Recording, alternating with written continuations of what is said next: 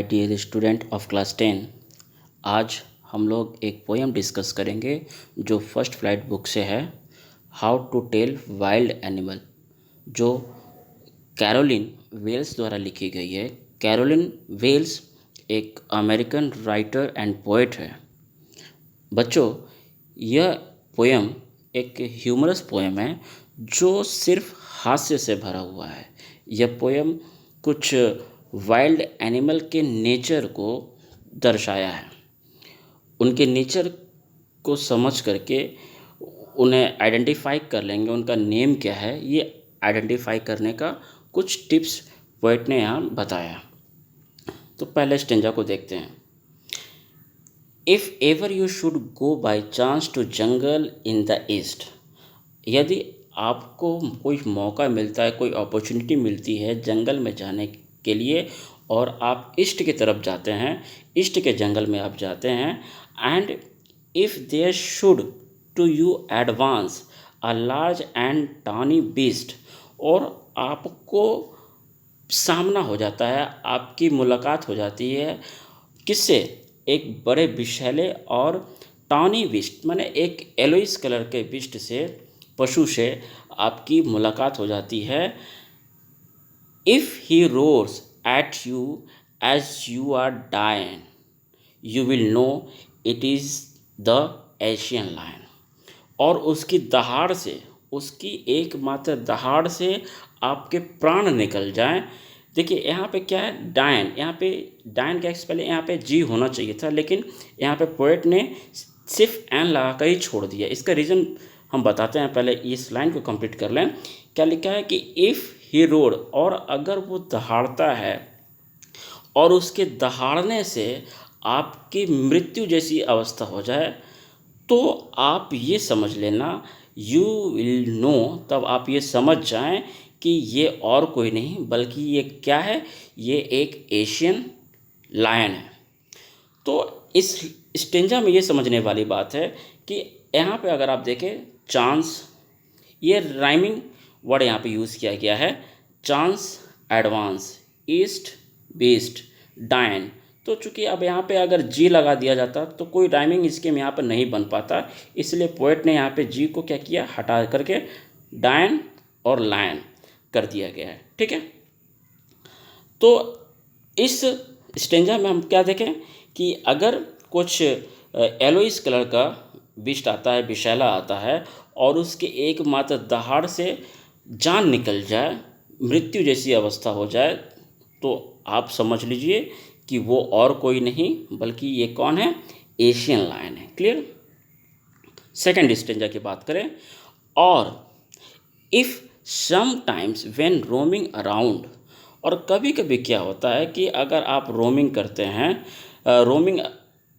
घूमते हैं, भटकते हैं, a noble wild beast greets you, और उसके बाद आपके रोमिंग करते वक्त अगर कोई एक जेंटल वाइल्ड बीस्ट अगर आता है और आपका सम्मान करता है, वेलकम करता है, with black strips on a yellow ground, और उसके येलो ग्राउंड पे यानी येलोइस बॉडी पे ब्लैक कलर की धारियाँ हो, तो आपको क्या करना होगा, जस्ट नोटिस। तो आप नोटिस करेंगे, आप जब ये ध्यान करेंगे कि उसकी हरकतों पे अगर आप ध्यान दें तो वो क्या करेगा, इफ़ ही ईट्स यू, और आपको खाने की तरफ वो बढ़ेगा। आपको अगर वो मारना चाहे, खाने की कोशिश करे, तो इट्स सिंपल रूल में हेल्प यू लर्न। तो आप आसानी से इस रूल को समझ लें, आप आसानी से ये आप समझ लें इसकी हरकतों से कि ये और कोई नहीं बल्कि ये क्या है, the Bengal tiger to discern. तो इसका पहचान आप कैसे करेंगे, डिसर्न मतलब होता है पहचानना। तो आप इसकी पहचान कैसे करेंगे, आप इसकी पहचान करेंगे कि ये कोई और नहीं बल्कि बंगाल टाइगर है। ठीक है, आइए थर्ड स्टेंजा में देखें। इफ़ स्ट्रॉलिंग फोर्थ, अगर आप, स्ट्रॉल का मतलब होता है बिना किसी एम से भटकना या घूमना, एमलेस वॉकिंग कह सकते हैं।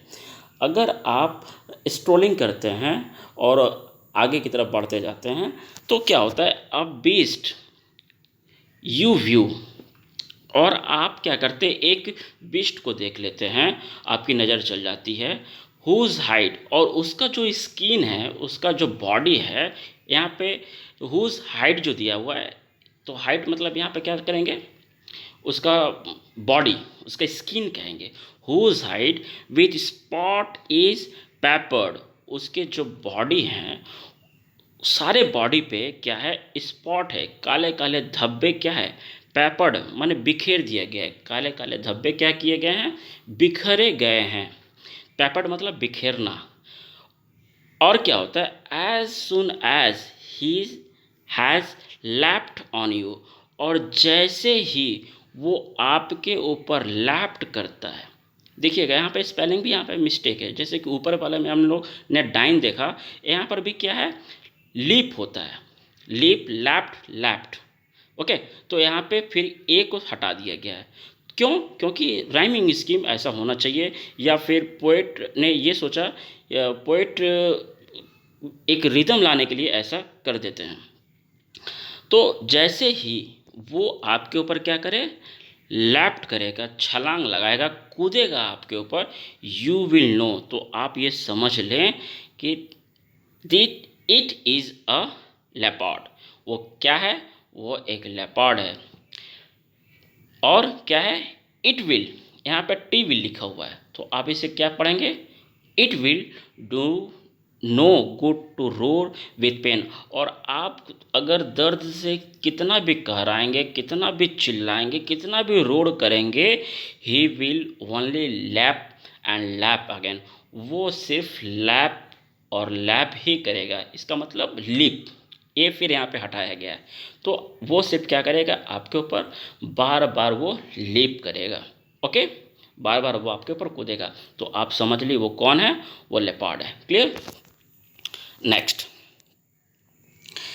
If when you are walking round your yard, अगर आप अपने यार्ड पे, अपने बगीचों में अगर आप क्या करते हैं, टहलते हैं, घूमते हैं, और क्या होती है उसमें, you meet a creature there, और आपकी मुलाकात वहाँ पे एक ऐसे क्रिएचर से हो जाती है, who hugs you very very hard, जो आपको बहुत कस करके हग कर ले, बहुत कस करके गले लगा ले, be sure it is a bear, तो आप निश्चय रूप से ये समझ लें कि वह कौन है, वो बेयर है, वो भालू है।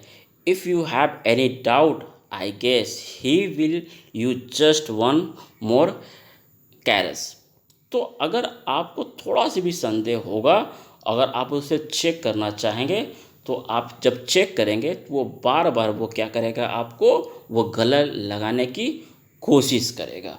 तो ये किसका नेचर है, ये नेचर किसका है, बेयर का नेचर है। क्लियर, जो हक करे बार बार।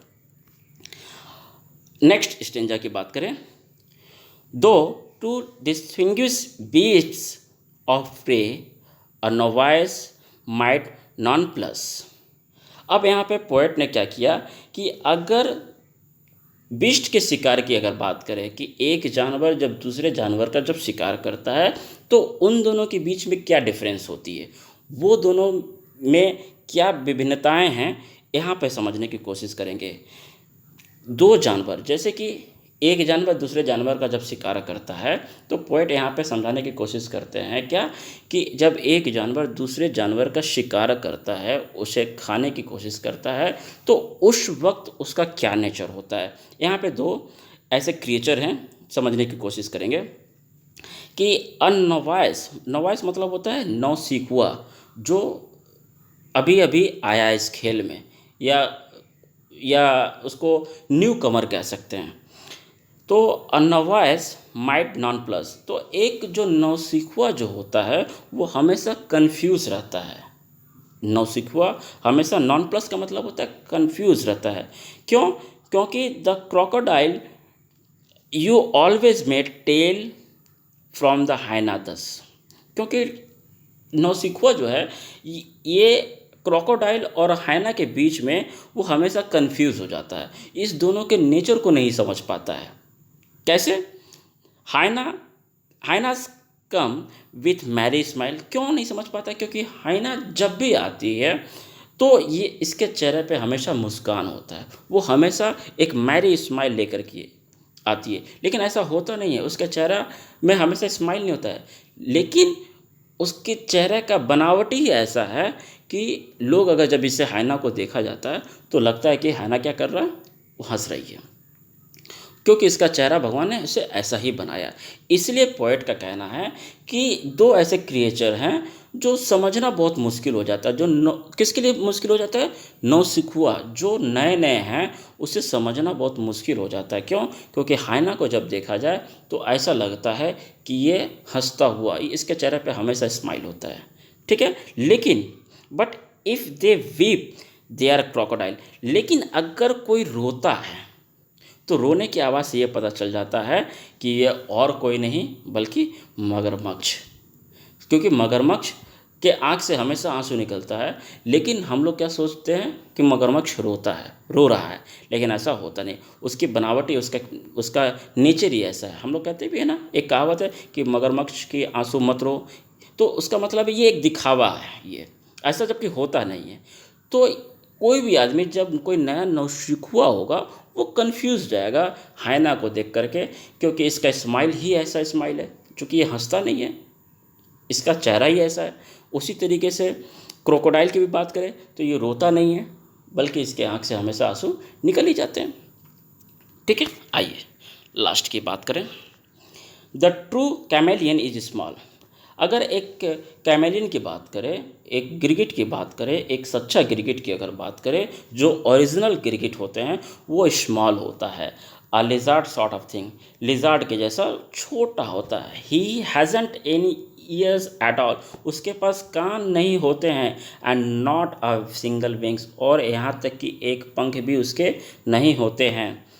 If there is nothing on the tree, अगर पेड़ पे अगर कुछ नहीं है, then it is a chameleon you सी।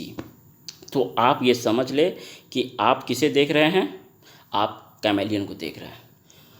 अब देखिए यहाँ पे थोड़ा सा सस्पेंस वाली बात है, जो लाइन समझ में नहीं आया कि पेड़ पे कुछ नहीं है लेकिन फिर भी कैमेलियन को हम देख पा रहे हैं। ऐसा इसलिए है क्योंकि हम लोग ये कहावत बहुत बड़ा सुने भी हैं कि गिरगिट की तरह रंग मत बदलो, तुम गिरगिट की तरह रंग बदल लेते हो। यानी कि इसकी कहावत से ये लगता है कि गिरगिट अपने इच्छा अनुसार, अपने आवश्यकता के अनुसार रंग को बदल सकती है, ये रंग को बदल लेते हैं। तो जब ये पेड़ के पत्तों पे अगर रहेगी तो अपने शरीर को ये हरा कर लेते हैं। अगर ये पेड़ के तना पे है तो उसके रंग को कर लेते हैं। तो यहाँ पे पोएट का ये कहना है कि अगर पेड़ के ऊपरी भाग यानी कि पत्तों पर जब कोई नहीं है, यानी कि कोई अगर नहीं है, तो गिरगिट अपना रंग कैसा किया है, हरा रंग का किया हुआ है। तो वो क्या है, उस हरे रंग में अपने आप को वो एडजस्ट कर ली, अपने आप को छुपा ली। तो वो है लेकिन नहीं हम लोग देख सकते। क्यों? क्योंकि हरे रंग से वो ढकी है, हम लोग का नज़र सिर्फ जाएगा पत्तों पर जाएगा, बल्कि हम लोग किसको नहीं देख सकते, उस कैमेलियन को नहीं देख सकते, लेकिन वो है। इसीलिए यहाँ पर लाइन ये इस्तेमाल किया गया है, if there is nothing on the tree, अगर पेड़ पर कुछ नहीं है तो समझ लो this is the chameleon you see. तब आपको पता हो जाना चाहिए कि वहाँ पे कौन है, कैमेलियन है, यानी कि वहाँ पे गिरगिट है। क्यों? क्योंकि गिरगिट अपने रंग में क्या है, किसके रंग में हो गई है, वो अपने आप को पत्तों के रंग में कन्वर्ट कर ली। क्लियर? तो आई होप आप लोगों को ये लेसन समझ में आया होगा। तो आपसे ये रिक्वेस्ट है, please please please like share and subscribe my channel. Thank you very much.